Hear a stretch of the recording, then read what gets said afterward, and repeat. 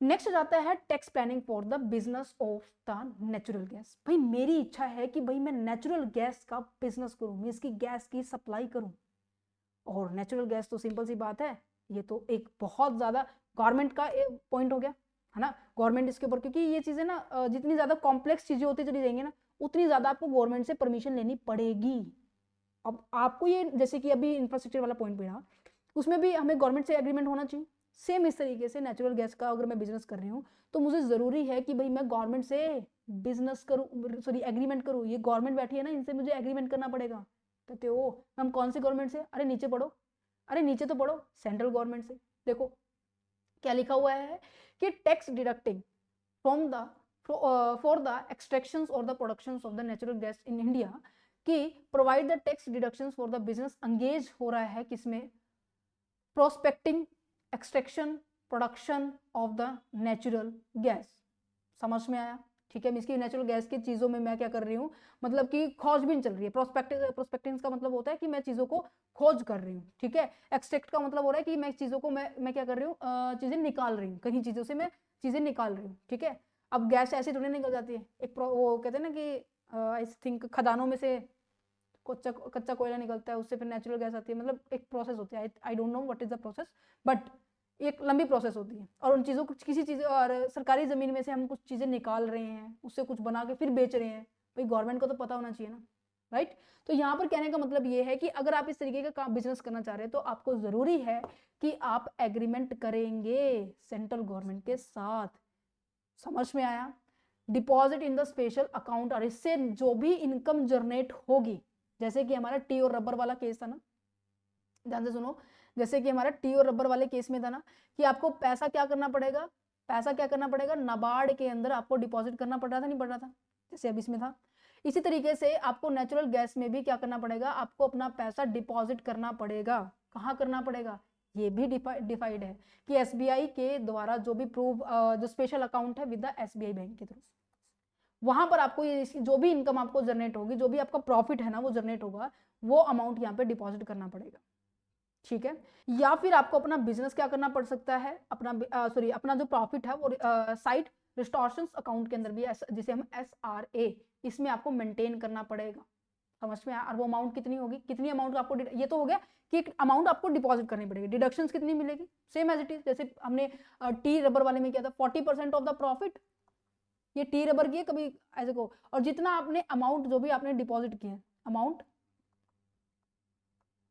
Deposit जो भी आपका लोअर होगा, सेम इस तरीके से अमाउंट की डिडक्शन कैसे मिलेगी, कितनी अमाउंट आपने डिपॉजिट की हुई है और इसका 20% ऑफ प्रॉफिट। मैं कंपैरिजन पता है क्यों करके बता रही हूँ, क्योंकि आपको डिफरेंशिएट हो जाए कि हाँ ऐसा ऐसा हमने पढ़ा हुआ था पहले, है ना। तो जो भी इसमें से क्या होने वाला है, लोअर होने वाला है, उस अमाउंट की क्या मिल जाएगी, डिडक्शन मिल जाएगी। अब ये अमाउंट डिपॉजिट अगर कम हुई तो इसी की डिडक्शन मिल जाएगी, अगर ये कम हुआ तो इसकी मीन्स की होगी लोअर की डिडक्शन। फॉर एग्जाम्पल, जैसे कि अगर एग्जाम्पल के बारे में बात की जाए कि एक XYZ गैस लिमिटेड कोई कंपनी है, ठीक है, वो गैस की निकालने में, उसको फिर आगे प्रोसीड करने में काम कर रही है, और उसका उस बिजनेस से कितने करोड़ रुपए प्रॉफिट हुआ। Oh my God, this is the 50 crore. कहते अच्छा, और मैंने ना इसमें से केवल 12 करोड़ रुपए मेरे अकाउंट में सबमिट किए हुए थे। मीन्स की एसबीआई के जो स्पेशल अकाउंट है, या फिर मैं कहूँ SRA का जो स्पेशल अकाउंट है, केवल और केवल 12 करोड़ रुपए डिपॉजिट करवाए थे। कहते अच्छा, तो मैम डिडक्शन कितनी मिलेगी, मीन्स की इसमें से माइनस करके मैं कितने पे टैक्स दूं। रुको, ये डिडक्शन भी तो निकालनी पड़ेगी, निकालनी सिखाई अभी मैंने। 20% of the profit, that means 50 crore का मुझे क्या करना पड़ेगा, 20% करना पड़ेगा। जब मैं 50 करोड़ का 20% करूं तो मेरे पास 10 करोड़ रुपए आएगा। और मैंने डिपॉजिट कितना करवाया था, कहते 12 करोड़ करवाया था। so, इनमें से लोअर कौन सा है, बताओ जल्दी से। मैम लोअर ये है, तो ये लो भाई, लोअर माइनस कर दिया, बच गए 40 करोड़ रुपए। अब इसके ऊपर मेरे पास क्या आएगा, टैक्स लग जाएगा। तो यहाँ पे मेरे पास पॉइंट क्या था कि मुझे डिडक्शन कैसे निकालनी है, डिडक्शन आई थिंक आपको निकालनी आगे होगी। ठीक है, जो भी लोअर होगा, बट 20% लेना है और एक्चुअल अमाउंट डिपॉजिट करना है। अच्छा ma'am, in case for example यहाँ पे ना 20 करोड़ रुपए होता है। ठीक है, यहाँ पे 20 की जगह ना, 20 की जगह सॉरी, मुझे यहाँ पे ना अमाउंट बढ़ानी पड़ेगी। फॉर एग्जाम्पल मेरे पास यहाँ पे ना 60% होता, ठीक है, 60 करोड़ होता, एक सेकेंड रुको, 20% इंटू 60 करोड़, ठीक है, तो मैं कितना करती, तो यहाँ पे 12 करोड़ होता, तो इक्वल इक्वल तो कोई भी अमाउंट हो सकती थी। अगर मैं इससे ज्यादा कर देती, 70 करोड़ कर लेती, या फिर मैं 100 ज्यादा करोड़ करती, तो जो भी लोअर होगा ना वही यहाँ पे डिडक्ट होने वाला है। ठीक है, समझ में आया? क्या इनको ऑडिट करवाने की रिक्वायरमेंट है? कहते हैं हाँ जी बिल्कुल ऑडिट करवाने की जरूरत रिक्वायरमेंट मस्ट है, क्योंकि ये चीजें नॉर्मल लोग नहीं करते, इनको गवर्नमेंट की अप्रूवल लेनी पड़ेगी, और इनको अकाउंट की ऑडिट करवाने की, ऑडिट की पता है क्यों करवानी पड़ती है, बुक्स ऑफ अकाउंट को क्यों चेक करवाना पड़ता है? ये जो बुक्स है ना, क्या पता जो इसको, जो बिजनेस वो ऑपरेट कर रहा है, इसकी इन चीजों की स्मगलिंग कर ले और इसको बाहर देशों में ज्यादा प्राइस पे, या फिर मैं कहूँ कि इसका गलत यूज कर ले, है ना। तो हर चीज का ब्यौरा होता है कि हाँ जी कितना पैसा यहाँ पर यूज हुआ, कितने खर्चे हुए हैं, कितने आपने एम्प्लॉइज को दिए हैं, कितना, मतलब चीजें, हर चीज यहाँ पे रिकॉर्ड होने वाली है। तो ऑडिट इसीलिए करवाना पड़ता है। अगर आपको क्लेम लेना है ना, डिडक्शंस लेनी है, मींस कि आपको अपने जो खर्चे, अपनी इनकम को कम करना है, ये जो डिडक्शन मैंने बताई ना लोअर वाली लेनी है, तो आपको जरूरी है कि आपको ऑडिट करवाना ही पड़ेगा। और जरूरी है इस ऑडिट रिपोर्ट को आप इलेक्ट्रॉनिकली वे से फॉर्म नंबर 33 एडी के अंदर फॉर्म फिल करके सबमिट कर दे। समझ में आया? विड्रॉल की रिगार्डिंग पूरी तरीके से रिस्ट्रिक्शंस हैं, मतलब कि आप इसमें से पैसा नहीं निकाल सकते। जो आपका स्पेशल अकाउंट है ना एसआरए, उसमें से पैसा आप नहीं निकाल सकते हैं। ओके, अगर मैम हमने कोई और डिडक्शन ली हो तो भाई अलाउड नहीं है, केवल एक ही डिडक्शन आपको अलाउड है, मैंने आपको पहले ही बताया था। समझ में आया? तो मोटा मोटा तौर पे अगर मैं इसकी बात बताऊं ना, नेचुरल गैस के रिगार्डिंग अगर आप बिजनेस कर रहे हैं ना, तो आपको गवर्नमेंट क्या करेगी, टैक्स का बेनिफिट देगी, और इस टैक्स के रिगार्डिंग आपको पहले गवर्नमेंट से क्या करना पड़ेगा, एक एग्रीमेंट करना पड़ेगा, और एग्रीमेंट करने के बाद गवर्नमेंट कहती है कि जो भी इनकम इस बिजनेस से आ रहा है, तो आपको हमारे इस बैंक के अंदर, एसबीआई या फिर एसआरए के अंदर आपको डिपॉजिट करना पड़ेगा, और उसी अमाउंट के बेसिस पे और जितना प्रॉफिट हुआ उन दोनों के बेसिस पे आपको क्या मिलने वाला है, डिडक्शन मिलने वाली है 20% या फिर एक्चुअल अमाउंट। आप उस पैसे को, जो आपने अमाउंट डिपॉजिट कराया ना, उसको आप विड्रॉ नहीं कर सकते हो, आपको ऑडिट की जरूरत है। फॉर्म नंबर 3 एडी के अंदर आप उसको फिल करके डिपॉजिट करेंगे, इलेक्ट्रॉनिकली करें या फिर आप जाके करें, कहीं से भी करें, बट आपको ऑडिट करनी जरूरी है। आई थिंक समझ में आया? अरे बिल्कुल सिंपल है बच्चों, आप सोच रहे थे कि इतना मुश्किल है, इतना मुश्किल है, ये है वो है, आप चीजों को बार बार करेंगे, रिपीट करेंगे। आई थिंक जब हमने भी की थी ना, जब हमने अपने टाइम में की थी एमकॉम, एमबीए में भी आते हैं कहीं कहीं जगह पे, तब ये हमें भी मुश्किल लगता था, बट अब नहीं लगता, क्योंकि हमने इतनी बार रिपीट कर ली। आई थिंक आप इस लेक्चर को ना, मैं ज्यादा नहीं कह रही, 2 बार देख लेना, या फिर मैं इन नोट्स को सुन लेना, देख लेना, पढ़ लेना, 2 से 3 बार इन नोट्स को भी पढ़ोगे ना, तब भी आपको क्या हो जाएगा, बहुत ज्यादा याद हो जाएंगे, मीन्स की चीजें रिकॉल होनी शुरू हो जाएगी, समझ में आनी शुरू हो जाएगी। ठीक है, नेक्स्ट पॉइंट पे पढ़े। कह रहे कि tax planning for the eligible business under section 44 AD. आपको पता है business and profession gain head के अंदर इनकम को कैलकुलेट करने के लिए ना, या तो आपको प्रॉफिट एंड लॉस अकाउंट बनाना पड़ता था, है ना, क्योंकि सैलरीड पर्सन का तो क्या होता है, सैलरी स्टेटस होता है, आपको नॉर्मली सैलरी कैलकुलेट करनी पड़ती थी। पर पीजीबीपी के अंदर क्या होता था कि आपको अपने बिजनेस के प्रॉफिट में से जो प्रॉफिट एंड लॉस अकाउंट बना, याद है, इमेजिनेशन बन रही या नहीं बन रही? आई थिंक बन रही होगी, just a second. Profit and loss account में यहाँ पे सारे के सारे क्या होती थी, इनकम्स आती थी, सेकेंड, इनकम आती थी, यहाँ पे सारे के सारे एक्सपेंसेस आते थे, सारे एक्सपेंसेस यहाँ पे कर दे, यहाँ पे नेट प्रॉफिट निकल के आता था, नहीं निकल के आता था? अच्छा, जितना ये आएगा उसके बेसिस पे मैं क्या कर सकती थी, अपने प्रॉफिट, अपने टैक्स को कैलकुलेट कर सकती थी। ठीक है, बट ये इतना बड़ा काम, पहले ट्रेडिंग अकाउंट बनाओ, फिर प्रॉफिट एंड लॉस अकाउंट बनाओ, फिर बैलेंस शीट बनाओ, फिर उसके हिसाब से अपना टैक्स कैलकुलेट करो, इतना सारा काम करने की जरूरत क्या है भाई? गवर्नमेंट कहती है जो छोटे छोटे बिजनेसमैन होते हैं ना, अगर उन्होंने कंडीशन फुलफिल कर दी तो उनको प्रॉफिट एंड लॉस अकाउंट बनाने की जरूरत नहीं है। कहते हैं अच्छा, तो मैम फिर क्या करेंगे? उनके लिए एक पॉइंट है प्रेजेंटिव टैक्सेशन सिस्टम। इसके अंदर 3 कॉन्सेप्ट आते हैं बेटा। एक बिजनेसमैन के लिए, ध्यान से सुनना, इसके साथ ना आपका नेक्स्ट पॉइंट भी साथ साथ होगा, बिल्कुल क्लियर होगा। ठीक है, बिजनेसमैन के लिए, एक आपका प्रोफेशन के लिए, एक आपका जो आपके जो ट्रेवलिंग वाला होता है ना, जो कैरेजेस वाला करते हैं, ठीक है, जो मैं कह सकती हूँ गुड्स एंड सर्विसेज को उधर से उधर पहुंचाने के लिए जो ट्रांसपोर्टेशन, जो व्हीकल का यूज करते हैं ना, उनके बारे में बात की जा रही है, उनके लिए होता है। ठीक है, ऑलमोस्ट कवर हो गया। तो इसके लिए बनाया भाई 44 AD।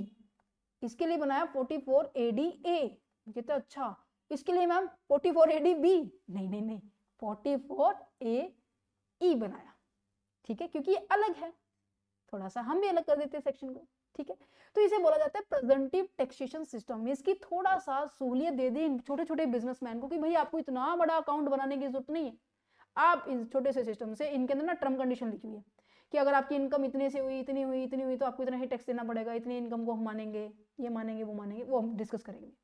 आपको profit and loss account prepare करने की जरूरत नहीं है, मेन बात आपको समझ में आई, इसीलिए आया 44 AD जो एक्सेप्शन है, ठीक है, समझ में आ रहा है। अच्छा, अब प्रिजम्पटिव टैक्सेशन जो सिस्टम मैंने अभी समझाया आपको वही है कि ये जो स्मॉल जो बिजनेसमैन है, टैक्स पेयर है, जिनकी छोटी छोटी इनकम होती है, उनके जो टैक्स का बर्डन तो वो भी कम होगा, तो उनके लिए बोला गया है कि हाँ जी आप प्रिजम्पटिव टैक्सेशन सिस्टम अप्लाई कर सकते हो, जो कि बिजनेसमैन के लिए जो सेक्शन है वो कितना है, 44 AD है, ठीक है। ये जो थ्योरी है ना, उसको पढ़ने से पहले, ये इतनी बड़ी थ्योरी पढ़ेंगे हम, ये भी पढ़ेंगे हम, है, उससे पहले मैं कहूंगी आप इस टेबल पे जाइए। अरे टेबल कहाँ गई, अरे मेरी टेबल कहाँ गई, एक सेकेंड, जस्ट अ वेट, पता नहीं कहाँ गई। चलो मैं दूसरी फाइल खोल लेती हूँ जो हमने इनकम टैक्स में पढ़ी थी। ये PGPP में भी आता है, देखो सेक्शन 40, 38, 35 AD जो स्पेसिफिक बिजनेस अभी हमने किया है, प्रेजम्पटिव टैक्सेशन हमारा ऊपर ही है। ओके, थोड़ा सा वेट कीजिए। ओके ओके, हाँ, यहाँ पर ना ये लिमिट है, ये ध्यान से देखना, ये लिमिट बिल्कुल ध्यान से देखना कि अगर आप एक बिजनेसमैन हैं, आपके ऊपर सेक्शन 44 AD लगेगा, अगर आप कोई प्रोफेशन में है तो आपके ऊपर सेक्शन 44 ADA लगेगा, अगर आप कोई ट्रांसपोर्टेशन में है तो आपके ऊपर सेक्शन 44 AE लगेगा, ठीक है। उसमें कहता है कि आपकी जो टर्नओवर है ना, इसमें ना इनकम को कैलकुलेट किया जाएगा कि हाँ जी आपकी इनकम कितनी मानी जाएगी, क्योंकि उस इनकम के ऊपर हम क्या करने वाले हैं, टैक्स कलेक्ट करने वाले हैं, ठीक है, समझ में आया। अब वो इनकम मतलब मैं 100% कमा रही हूँ, 100% में से कितने परसेंट में इनकम मानू, वो मुझे याद करना है बस, कि अगर मेरी टर्नओवर बेटा कितनी हुई, मेरी 200 लाख हुई, मींस की 2 करोड़ हुई, आपकी बुक में 2 करोड़ भी लिखा जा सकता है, 2 लाख भी लिखा जा सकता है, कंफ्यूज नहीं होना है, क्लियर है। अगर आपकी इनकम 200 लाख हुई तो आपको उसका 8% लेना है। क्या कहा मैंने कि अगर आपकी इनकम 200 लाख हुई तो उसका केवल आपको 8% ही क्या मानोगे, आप अपनी टोटल इनकम मानोगे, और उस 8% जो भी आएगा वो मैंने कहा वो मेरी क्या, उसके ऊपर मैं क्या कैलकुलेट करूंगी, टैक्स कैलकुलेट करूंगी। अच्छा मैम बाकी की इनकम के ऊपर, कहते नहीं, क्योंकि आप छोटे बिजनेसमैन हो ना, तो आपको प्रमोट भी किया जा रहा है, कहते अच्छा। अगर मैं एक प्रोफेशन में हूं तो उसमें बोला गया अगर आपकी रिसिप्ट, जैसे कि डॉक्टर्स क्या करते हैं, अपनी सर्विसेज के चार्जेस रिसीव करते हैं, एक टीचर क्या करता है, सर्विसेज देता है और उसके चार्जेस रिसीव करता है। तो अगर आपकी जो सर्विसेज है उसकी उससे थ्रू होने वाली इनकम 50 लाख रुपए तक है या उससे कम है, तो उसका आपको क्या करना है, 50% लेना है, वही आपको क्या हो जाएगी, टोटल इनकम होगी, और उसी अमाउंट के ऊपर क्या हो जाएगा, फिर टैक्स कैलकुलेट हो जाएगा। मैं क्या वो कहते हैं, हाँ जी। अगर आपका ट्रांसपोर्टेशन का, यस मेरे को ना दिमाग में शब्द नहीं आ रहा था उस टाइम, मैं क्या बोलूँ तुम्हें, गुड्स एंड सर्विस के रिगार्डिंग, यहाँ पे ट्रांसपोर्टेशन बोला, ठीक है, ट्रांसपोर्टेशन। अगर मेरा ट्रांसपोर्टेशन का बिजनेस है तो मैं क्या करूंगी, मैं ये देखूंगी कि क्या मेरे ना 10 से ज्यादा व्हीकल नहीं होने चाहिए। मेन कंडीशन यहाँ पे ये कि अगर मेरे अप टू 10 व्हीकल है ना, तो मैं प्रेजेंटिव टैक्सेशन का कंसेप्ट अप्लाई कर सकती हूँ। अगर मेरे 12 व्हीकल 11 भी हुए ना, तो मुझे ये बोला जाएगा कि चल सीधा होके ना प्रॉफिट एंड लॉस अकाउंट बना ले, लिमिट केवल 10 गुड्स एंड व्हीकल की थी। कहते अच्छा, कैरेजेस का मतलब होता है जो व्हीकल्स होते हैं, ठीक है। अगर आपके जो व्हीकल्स हैं 10 तक हैं और वो भी कैसे हैं, लाइट वेट के, ध्यान से सुनना, लाइट वेट के, तो आपके ऊपर ये बोला गया है कि जितने व्हीकल आप अपने पूरे साल में यूज कर रहे हैं, ठीक है, अब एग्जांपल करवाऊंगी मैं, जितने व्हीकल आप पूरे साल में यूज कर रहे हैं, ठीक है, और आपने पूरे महीने भी यूज किए होंगे और आपके ऊपर ये पर महीना 7,500 भी लगेगा, तो ये आपकी टोटल इनकम हो जाएगी और इसके ऊपर हम क्या करेंगे, टैक्स कैलकुलेट करेंगे। क्या इतना सी बात समझ में आई? आई थिंक समझ में आ गई होगी। क्लियर है? क्लियर है, समझ में आ रहा है? तो यहाँ पे यही प्रोविजंस लिखे गए हैं बच्चों कि आपके ऊपर आपको डिडक्शन, और ये 8%, 8%, 50%, ये क्राइटेरिया ना तभी अप्लाई होगा अगर आपने कुछ बेनिफिट ना लिए हो। क्योंकि अब सिंपल सी बात देखो ना, 100% कमा रहे हो, उसका केवल 8% इनकम देख रहे हो, और उसके ऊपर भी फिर क्या पता कितनी परसेंटेज टैक्स होगी।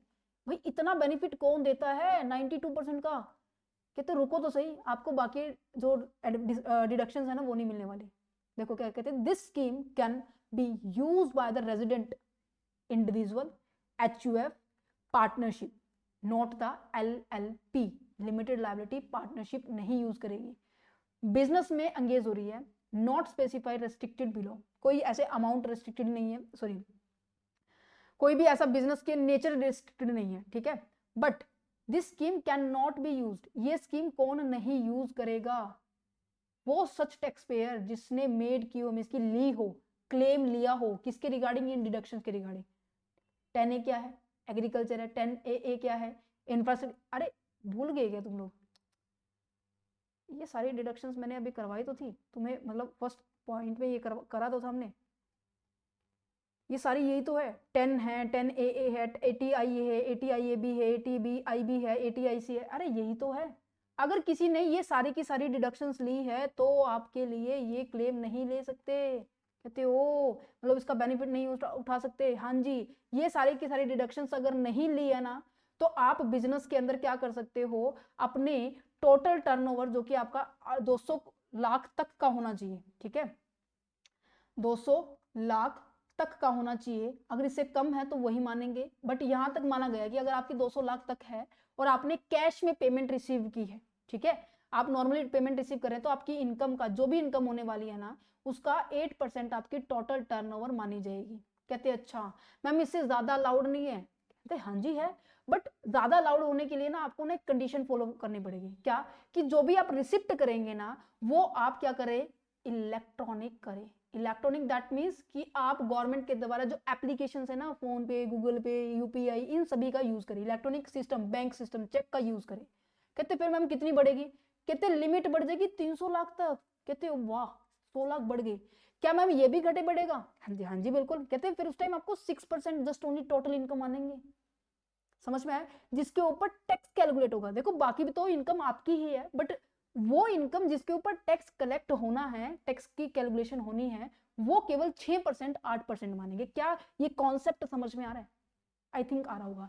मैं दोबारा से रिपीट कर देती हूँ, बिजनेसमैन के लिए 44AD है, और बिजनेसमैन के लिए आपने ये डिडक्शंस नहीं ली है तो ही आपको ये क्या मिल सकता है, बेनिफिट मिल सकता है।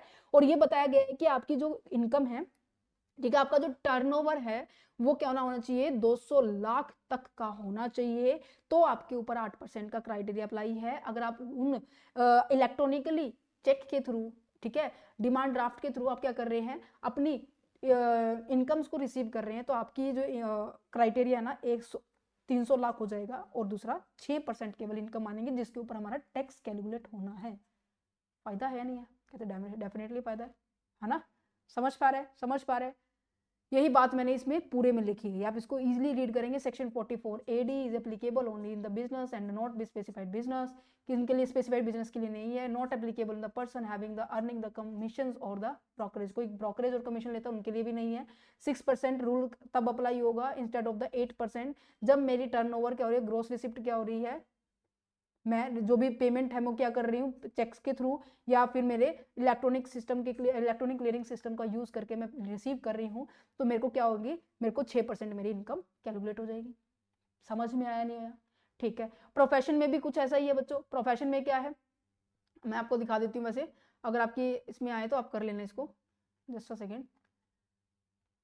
ओके, प्रोफेशन में क्या है, प्रोफेशन में क्या है कि नॉर्मल 50 है, नॉर्मल 50 है। अगर मैंने मैम ये भी इलेक्ट्रॉनिक ले लिया तो कहते कोई दिक्कत नहीं है, कोई दिक्कत नहीं है। 50 लाख से क्या हो जाएगा, 75 लाख हो जाएगा, बट 75 का 50% ही आपको क्या मानना पड़ेगा, आपकी इनकम आनी पड़ेगी। मीन्स की इसकी जस्ट ओनली ये वाली लिमिट बढ़ाई है, बाकी एज इट इज रहने वाली है, ग्रॉस जो रिसिप्ट मानेंगे, ठीक है।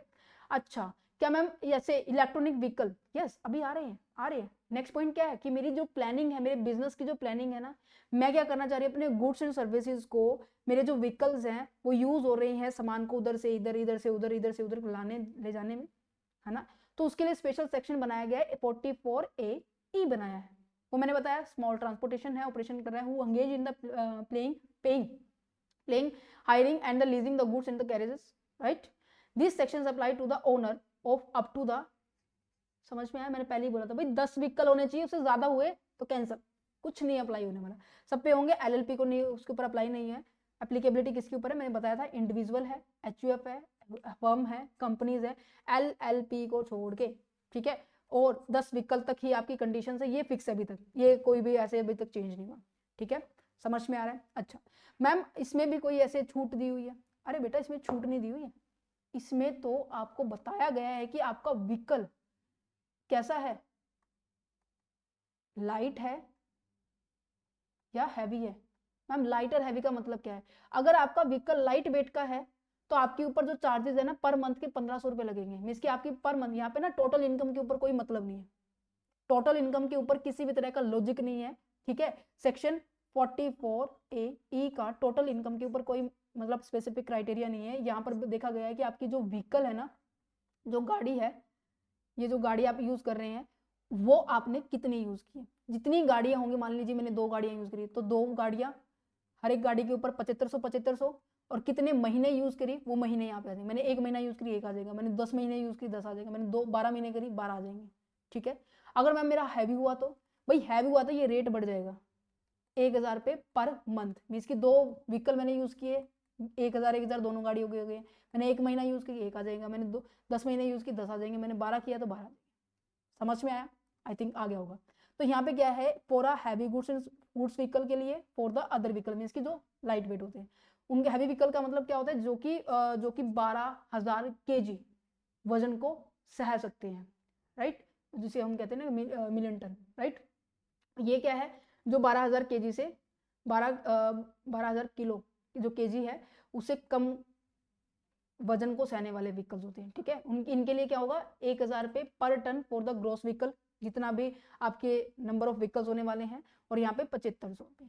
आपको क्या बुक्स ऑफ अकाउंट के बनाने की जरूरत है? कितने नहीं, क्यों नहीं है? अब मैंने यहाँ पे बोला कि तुम्हारे प्रॉफिट से इसको कुछ भी मतलब नहीं है, इसको मतलब है भाई आपने आपके साधन कितने यूज किए, आपकी जो गाड़ी है वो कितनी यूज की आपने, 1 यूज की, 2 की, 3 की, 4 की, 5 की, बट अप टू 10 व्हीकल्स तक। समझ में आ रहा नहीं आ रहा? कहते हैं हाँ जी। तो यहाँ पे प्रॉफिट से कोई मतलब नहीं है, तो बुक्स ऑफ अकाउंट क्यों बनाऊं भाई मैं? नहीं बनाने की जरूरत है हमें, बुक्स ऑफ अकाउंट के ऊपर कॉस्टिंग करने की, इतना काम काज करने की जरूरत ही नहीं है। तो यहाँ पे यही बोला कि do not need to be maintain the books of account, हमें बुक्स ऑफ अकाउंट बनाने की जरूरत नहीं है। Income is calculated as per the fix rate. क्या मैंने फिक्स रेट बताई? हाँ जी, कि जिसका लाइट वेट व्हीकल है 7500 रुपये पर मंथ और जिसका हैवी है 1000 रुपये पर मंथ, ठीक है। समझ में आ रहा है? समझ में आ रहा है? आई थिंक एक सेकंड पर मंथ यहाँ पे पर व्हीकल है और यहाँ पे पर टन है, ये थोड़ा सा कंफ्यूजन हो गया, इसको आप करेक्ट कर लेना, ठीक है। Point B focus, let me cross check, यहाँ पे पर मंथ नहीं होगा, यहाँ पे पर टन है। पॉइंट बी फोकस, जैसे जैसे टन बढ़ता जाएगा वैसे वैसे उस टन के हिसाब से प्राइजेस आते जाएंगे। यहाँ पे व्हीकल नहीं है, यहाँ पे टन आएगा बेटे, ये 2075 होता है यहाँ पे, sorry for that, I am really sorry, यहाँ पे टन के हिसाब से आएगा, ठीक है। समझ में आ गया? इसको करेक्ट कर लेना जो मैंने भी आपको रिपीट किया था, ठीक है। अच्छा जी, deductions of the expenses not allowed, किसको नहीं अलाउड होगी? जिन्होंने उस तरीके की एक्सपेंसेस, रेम्यूनरेशंस, क्लेम को भी डिडक्शंस ली है, ठीक है। No further deductions are allowed for the expenses, जैसे कि हमारे फ्यूल के हो गए, रिपेयर के हो गए, ड्राइवर के हो गए, इनकी कोई डिडक्शन नहीं है, नो। अगर आपने लोन लेकर पर्टिकुलर व्हीकल को खरीदा है, उस लोन के इंटरेस्ट की डिडक्शन जरूर मिल जाएगी, but normally no, not allowed, right. Who can't be opt for the 44AE, कौन 44AE मींस की जो आपका ट्रांसपोर्टेशन व्हीकल के रिगार्डिंग जो प्रोविजन बनाया है, ये 7500 पर मंथ आपके लाइट वेट व्हीकल और 1000 पर टन हैवी व्हीकल के लिए, ये कौन ऑप्ट नहीं कर सकता? ये वो ऑप्ट नहीं कर सकता जिसने अपनी बिजनेस के अंदर 10 से ज्यादा व्हीकल को यूज कर लिया, कहते हैं ओके। और जिसने जो एंगेज नहीं है, मींस की जो काम नहीं, किसका काम नहीं कर रहा, गुड्स ट्रांसपोर्टेशन बिजनेस का। समझ में आया? ठीक है। अब यहाँ पर देखो एग्जाम्पल दिए हुए, हैवी गुड्स व्हीकल का और लाइट वेट गुड व्हीकल्स का।